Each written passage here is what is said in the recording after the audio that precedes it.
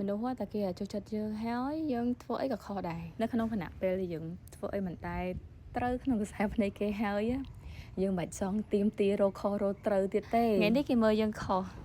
ទោះដល់100ឆ្នាំទៀតទៅក៏គេនៅតែមើលយើងខុសដែរយើងទៅទៀមទារកត្រូវជាមួយនឹងមនុស្សដែលតែមើលយើងខុសធ្វើអីវាអត់សមតម្លៃទេព្រោះថាវាអត់មានយុត្តិធម៌សម្រាប់យើងណាតែពេលអញ្ចឹង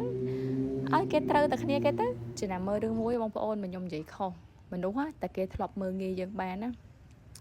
គេនៅតែមើលងាយយើងអញ្ចឹងតែយើងទ្រាំឲ្យគេជន់ណាតែគេនៅតែជន់យើងអញ្ចឹងបងប្អូនចំណាំមើលរឿងមួយមនុស្សតែគេធ្លាប់ជន់យើងបានមើលងាយយើងបាននិយាយទៅមើលងាយយើងជ្រើជន់យើងជ្រើតដល់ថ្ងៃមួយយើងរើបំរាស់គេប្រកាសគិតថាយើងឆ្លើយហើយអញ្ចឹងមានន័យថាទោះជាយើងនិយាយក៏យើងខុសយើងមិននិយាយក៏យើងខុស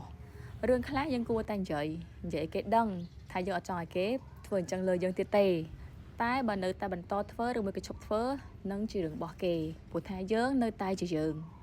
គេមានសិទ្ធិស្អប់យើងក៏មានសិទ្ធិស្អប់គេវិញដែរមិនមែនឲ្យគេមកស្អប់យើងតែម្ខាងទេមនុស្សយើងកើតមកជាតិធាតុមួយចានស្លាប់ទៅវិញក៏អត់មានយកអីទៅវិញបានដែរខ្ញុំនិយាយរឿងនេះតិចថារឿងខ្ញុំបងប្អូនវាមិនមែនជារឿងខ្ញុំទេ